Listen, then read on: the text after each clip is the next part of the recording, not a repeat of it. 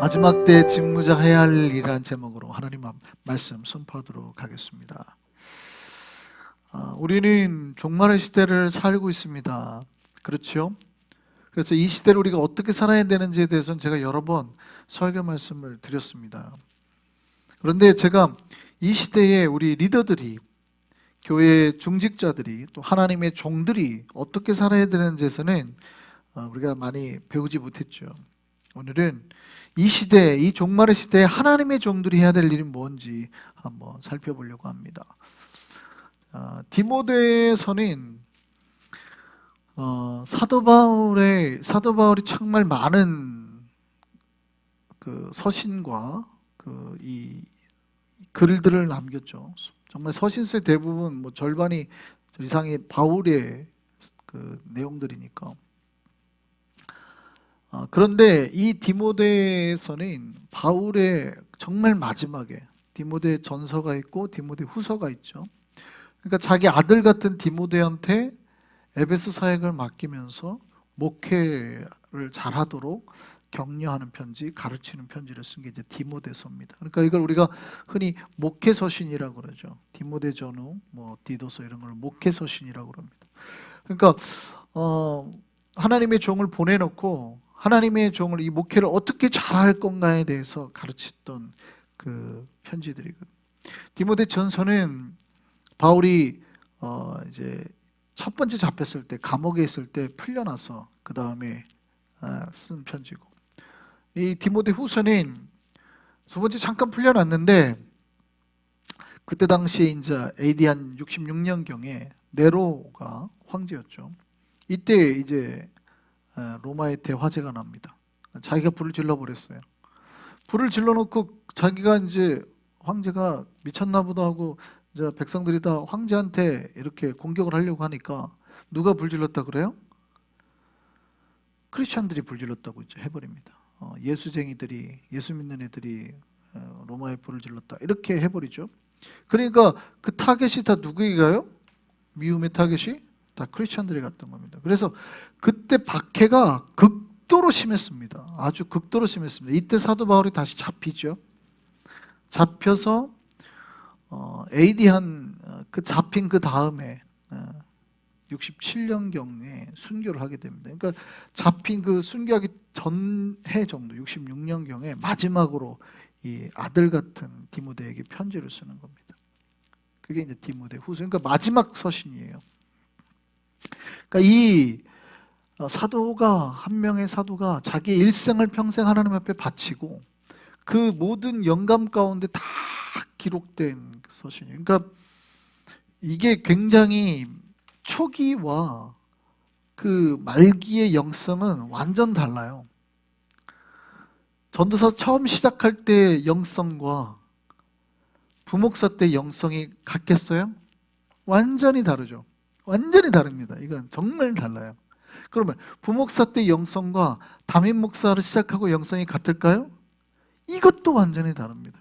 근데 담임 목사 10년 처음에 스타팅할 때 영성과 10년 지나고 난 다음에 영성이 같을까요? 이것도 다릅니다. 그런데 이 노 사역자가 자기의 평생을 하나님 앞에 바치고 모든 신학과 이런 게 다 정립이 되고 깊이 가운데 하나님 앞에 딱 선 사람이 자기 순교하기 직전에 마지막에 쓴 거예요. 그러니까 이 디모데 후서가 얼마나 영감이 있는지 우리가 알 수 있어요. 자기의 마지막, 자기 죽음이 가까웠던 걸 알죠. 마지막 그 마음을 다 담아서 쓴 편지가 디모데 후서입니다. 에베소에서 바울은 에베소 사역을 오래 했죠.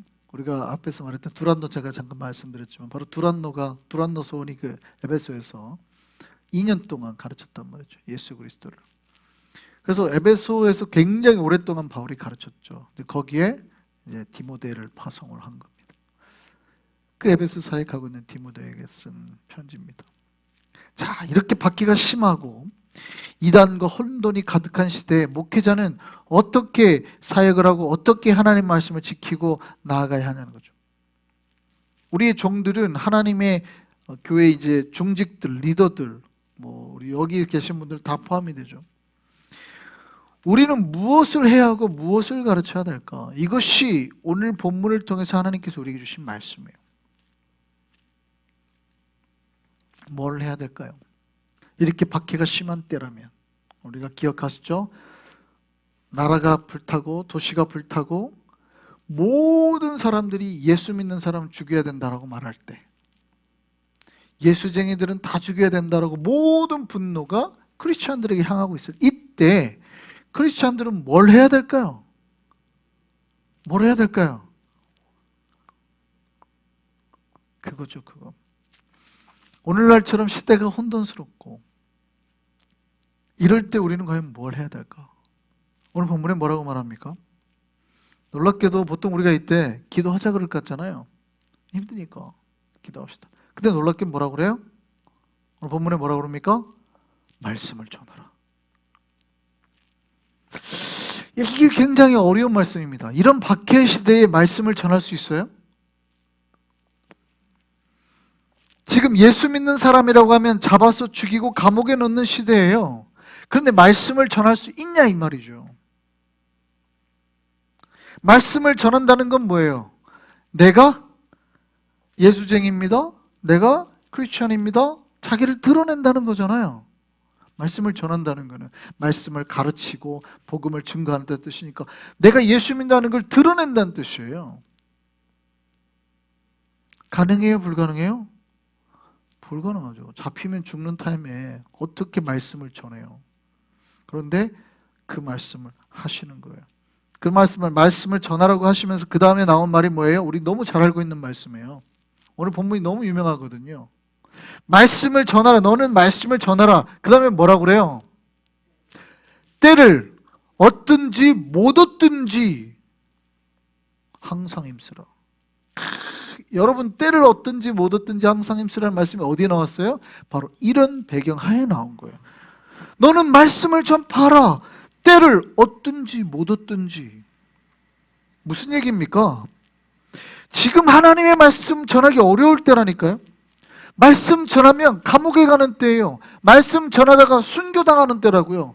그런데 사도 바울이 뭐라고요? 너는 말씀을 전하라. 이때가 맞는지 아닌지 고민하지 마라. 디모데가 고민할 거 아니에요. 야, 내가 나가서 지금 설교를 해야 되나? 사람들 많은 데서 복음을 정말 설교를 하고 말씀을 가르치고 전도를 하고 해야 되나? 뭐라고 그래요? 사도 바울이? 고민하지 말아라. 너는 때를 얻든지 못 얻든지 항상 힘쓰라. 이게 종말의 시대에, 이때 혼돈의 시대에, 박해의 시대에 사도 바울이 오늘날 성도들에게 가르쳐주는 메시지라 이 말이죠. 여러분 너무 잘 알고 있는 이 메시지가 바로 이러한 배경하에서 나온 말씀이에요. 말씀을 전한다는 의미는 어떤 말씀이에요? 제가 말씀드렸지만 하나님의 말씀을 가르치는 거예요. 끊임없이 복음을 가르치고 설교를 하고 성경 공부를 하고 말씀을 해석해내고 끊임없이 가르치라는 거예요. 말씀을 증거하라. 때를 얻든지 못 얻든지 하나님께서 주신 당신의 말씀을 백성들에게 전해야 된다는, 그들이 듣든지 혹은 들으려 하지 않든지, 때를 얻든지 못 얻든지, 그들이 들으려 하든지 혹은 들으려 하지 않든지 간에 조건과 상황에 상관없이 계속해서 말씀을 전해야 된다는 거예요. 많은 이들이 말씀을 전하다가 위축이 됩니다. 낙심합니다. 왜요? 말씀을 잘 들으려 하지 않아요. 흥미를 별로 느끼려 하지 않아요. 다른 것에 더 많은 관심을 있는 걸 봐요. 그럴 때 많은 하나님의 종들이 낙심합니다. 오늘날 여러분이 하나님의 설교 말씀 듣는 걸 기뻐해요? 아니면 유튜브 재밌는 거 채널 찾아보는 걸 기뻐해요? 아니면 TV 보는 걸 기뻐해요? 오늘날 시대가 그런 시대예요. 유튜브를 보다가도 설교 말씀이 나오면은 다른 데 돌려버리잖아요. 여러분 우리 교회 방송 보세요. 우리 교회 고정적으로 들어오시는 분들이 있는데 보니까 우리 교인들은 별로 많이 안 들으시는 것 같아요. 주일날 다 들으시니까, 그죠? 다른 분들이 다 들으시더라고요. 어떤 데는 조회수가 막 몇백 건 나오는 영상도 있어요. 모르셨죠? 깜짝 놀랐죠? 대부분 낮은데. 대부분 낮은데.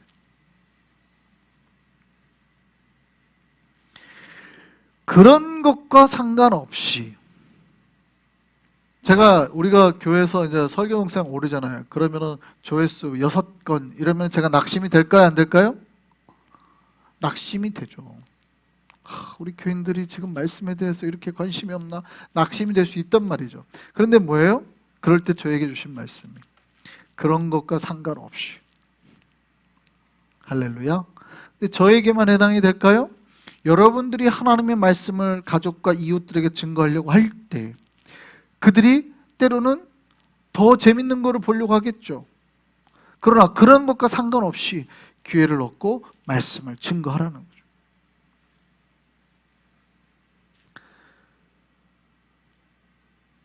바로 그 얘기입니다. 때로는 내가 어떤 말씀을 전하다가 좋을 때도 있지만 때로는 말씀을 전하다가 안 좋을 때도 있어요. 낙심할 때도 있어요. 그런 것과 상관없이 말씀을 가르쳐라는 거예요. 두 번째는 말씀 전하라는 말에는 복음 전파의 의미가 있죠. 사도 바울은 복음을 가르치고 또 전하는 자였습니다. 아까 제가 말씀드렸지만 에베소에서 2년 동안 가르쳤어요. 그렇지만 그렇게 하나님의 말씀을 해석하고 가르치는 것만 한 게 아니라 다른 지역으로 이동하면서 예수 그리스도의 복음을 전파하는 사역도 많이 했단 말이죠. 그때 자기가 때를 얻든지 못 얻든지 몸이 힘들든지 아니면 배가 고프든지 상관없이 가서 예수 그리스도의 복음을 증거했다는 말이죠. 우리가 하나님의 종이라면 이래야 된다는 겁니다. 우리가 선교를 하고 복음을 증거할 때 우리는 그렇게 말합니다. 목사님 시간이 없어서요. 목사님 돈이 없었어요. 우리는 그렇게 말하지만 성경은 뭐라고 그래요? 상관없이. 우리가 하나님의 종이라면 예수 그리스도를 전하는 것에 내 시간과 물질과 에너지를 다 쏟아야 된다는 거예요. 이게 종말의 시대에 하나님의 종이 교회의 리더가 살아가야 할 방식이다. 그러면 마지막 때의 특징이 있습니다. 마지막 때는 말씀을 가르치는 거나 복음을 전하는 게 쉬운 시대가 아닙니다. 오늘 본문을 보면 사람들이 좋은 말씀에 귀를 기울이려 한대요? 아니죠. 좋은 말을 하는 사람들을 어떻게 해요? 잔소리꾼이라고 생각하는 거예요. 좋은 말은 오늘 본문에 뭐라고 돼 있어요? 좋은 말을 어떻게 받아들인대요? 바른 교훈을 받지 않는다 그러죠. 바른 교훈을. 바른 교훈을 받지 않는 바른 교훈이 뭐예요? 해서 각주에 이렇게 돼 있습니다. 건전한 교훈, 올바른 교훈이라는 뜻이에요. 그러니까 종말의 시대는 사람들이 옳은 말 하면 뭐로 생각하는 거예요? 잔소리. 혹은 그렇게 말하는 사람은 꼰대 뭐 이런단 말이죠.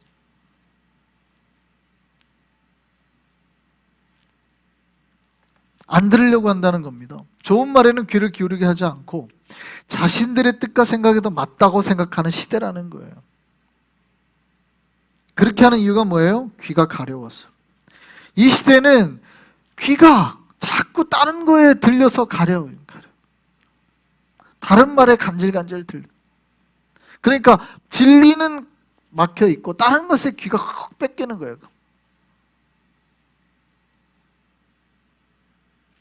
TV나 수많은 다른 영상에는 귀가 열려 있어요. 정보도 그런 데서 많이 얻어요. 그리고 그게 맞다고 생각한단 말이죠. 하나님 말씀에는 귀를 막고 세상 정보에는 자꾸 귀를 여는 그런 시대라는 거죠. 두 번째는요, 자기 사역을 따를 스승을 많이 두어서랍니다. 이 시대는 정보가 많을 뿐 아니라 스승도 많대요. 많은 정보를 통해서 많은 스승을 보죠. 유튜브에서 의사 선생님도 만나고 목사님 건강에 대해서는 이렇게 하랍니다. 뭐 이렇게 스승도 많아요. 그런데 그 스승이 진리에 대한 스승을 두는 게 아니라 자기의 개인적인 어떤 욕구들을 채울 스승이에요. 주식 강좌 해주는 선생님, 세금 감면 받는 혜택 받게 해주는 선생님, 그런 회계사 선생님, 아까 말했죠? 내 건강 책임져주는 의사 선생님, 그런 선생님들은 많이 둬요. 그런데 누구는 두지 않아요? 진리의 스승님은 두려고 하지, 예수 그리스도를 스승으로 두려고 하지 않는단 말이죠.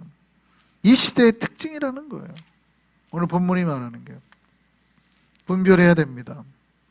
하나님의 종들은 시대를 따르지 않아야 돼요. 이 시대를 따르지 않아야 된다는 게 유튜브 하지 말아야 된다는 얘기입니까, 목사님? TV 보면 안 된다는 얘기입니까, 목사님? 아니요. 그런 말 아니고.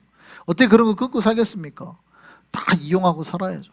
다만 우리가 뭐보다 항상 앞서면 안 돼요?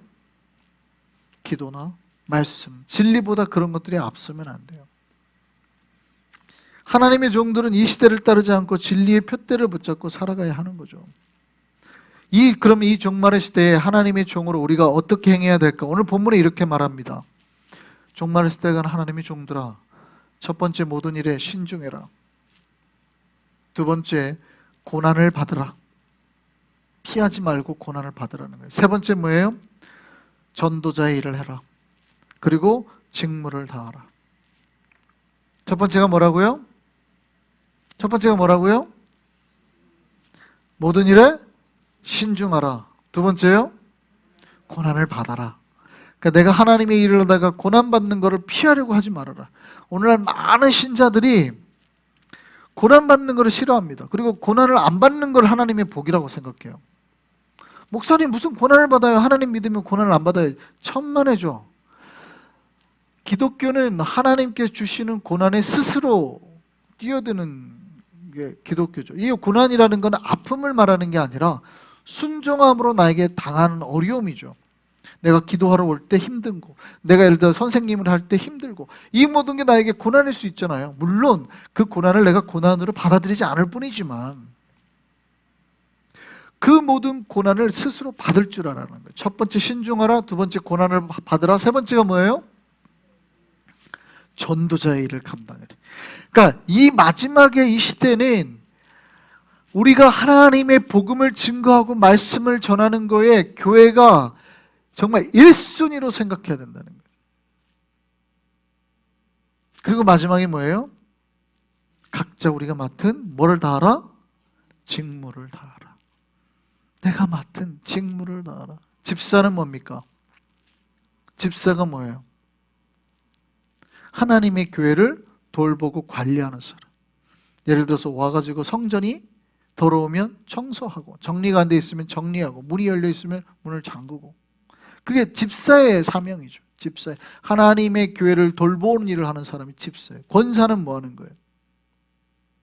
권면을 하는 사람. 돌아다니면서 성도들이 요즘에 힘듭니까? 기도가 되십니까? 뭐 문제가 있습니까? 가정사가 어렵습니까? 요게 권사가 하는 일들이에요. 권사가 성도들을 돌보면서. 장로가 하는 일은 뭐예요? 교회 전체 정책을 짜고 어떻게 이 교회를 이끌어가고 바르게 목사님의 뜻이 뭔가 협력해서 나아가는 사.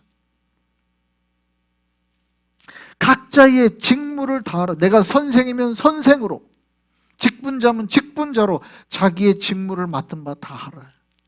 이게 종말의 시대를 살아가는 교회의 리더들에게 하나님께 주신 말씀이라. 박해가 가득한 이 종말의 시대에는 사탄의 방해와 핍박이 있습니다. 이때 누가 필요해요? 확신이 가득 찬 사명자 필요합니다. 그들이 주님의 일을 감당해내는 거예요.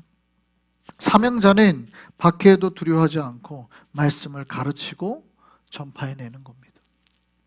우리 한성교회가 이 종말의 때에 주의 사명을 두려움으로 깨닫고 전하고 감당하는 교회 되기를 소망합니다.